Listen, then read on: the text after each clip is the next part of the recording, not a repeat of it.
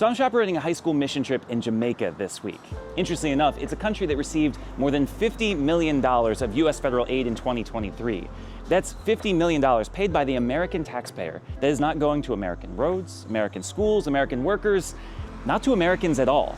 And this is not even a special case either. Not only do we give Jamaica tens of millions of dollars every year as little more than a donation, we do this for nearly every country on Earth. In 2023, Brazil received $68 million. Namibia received $79 million. India got over $200 million. I mean, Laos, which I guarantee most of you cannot place on the map, was given $120 million American dollars. All told, around the world, the US dispersed $72 billion to foreign countries in 2023. That is a lot of money. And frankly, I think it should be more. Right now, the Trump administration is working to shut down US aid, claiming that US aid is a, quote, criminal organization, claiming that in order to make America great, we have to focus on Americans first. As an American and as a Catholic priest, I cannot stay silent here. This is dangerous language. It is not an exaggeration to say that if we cut US federal aid around the world, millions of people will die. Not to mention that it's just terrible theology, something that should outrage every Christian. As Christians, and really as Americans, we have a responsibility to care for our brothers and sisters around the world. This is not just the basis of everything Jesus taught, it's in our own self-interest as well. Take, for instance, these beaches. The beaches in Jamaica are gorgeous. The picturesque landscapes, the crystal clear water. There's a reason that tourism is the #1 industry in this country. People want to visit here. And who are these people? Americans. Well, people come from all around the world to the beautiful beaches of Jamaica. It is in large part due to Americans that there are resorts on almost every beach. People come here because there is infrastructure, because there are modern amenities, because it is relatively safe to bring a family. Statements that are true due at least in part to the tens of millions of dollars we send this country every year.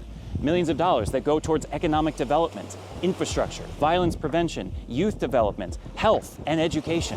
Without that money, is this really a country that Americans would want to visit?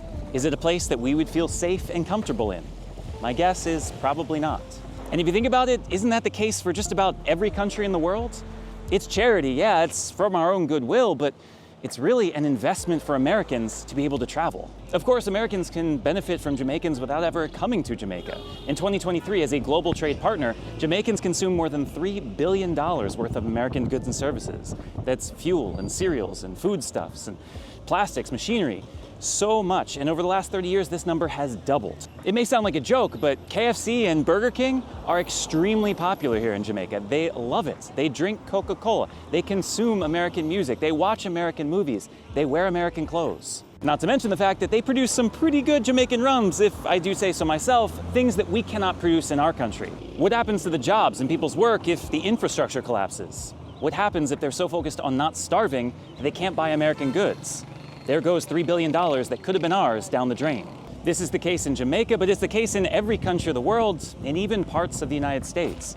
If people are too poor to buy the things that we produce, well, then no one is going to benefit. Even from the standpoint of just profit and greed, we have a vested interest in each other. But it's even more tangible than that. Ignoring problems abroad won't just affect our vacations or bottom lines. Eventually, they're gonna come knocking at our door. Think about the biggest issues of the past decade. Immigration, border control, global health issues. People are very concerned with who is entering our country, and in the case of diseases, what they're bringing with them. For some, the answer is to tighten the borders and kick out the problems, but surely we see the futility of this. They're just going to keep coming, and it is impossible to keep everyone and everything out. Focusing on fortifying our front door only will never fix the problem because it does nothing to address the root cause. When people are poor, when they have no economic opportunities, when they feel unsafe or desperate, they're gonna do what they feel is best for their families. My guess is that every single one of you, if you were in their situation, would do the same. You would try to get to the United States for a chance at a better life. And so if you're the type of person who is concerned with people coming into our country, if you feel that we cannot handle thousands of more poor people to take care of, isn't it actually in our best interest? Isn't it actually an investment to take care of the countries around us, to make sure that there is no poverty, violence, drugs, or war? What happens in another country doesn't stay there.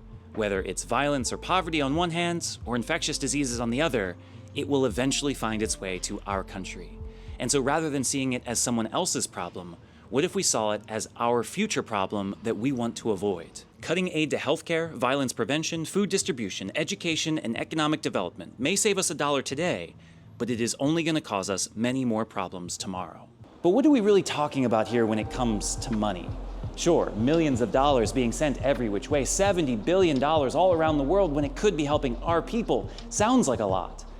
Until you realize that our federal budget last year was $6.8 trillion.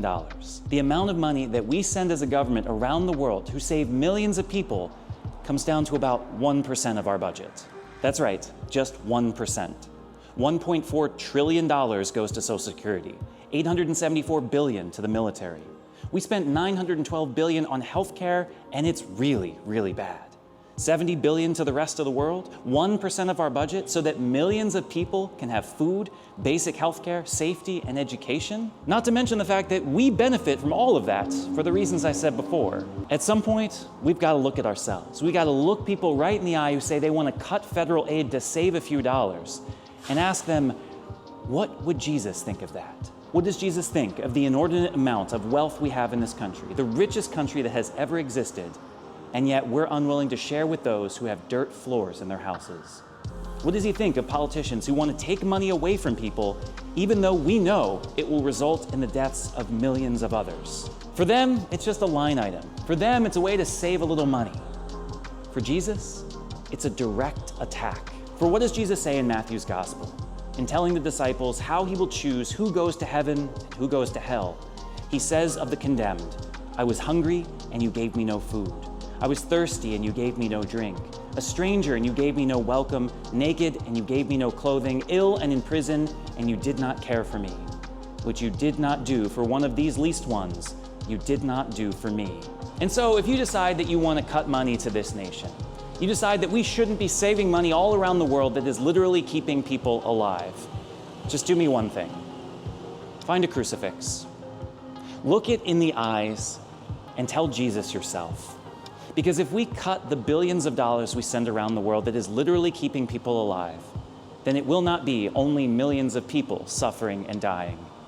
It will be Jesus suffering and dying along with them.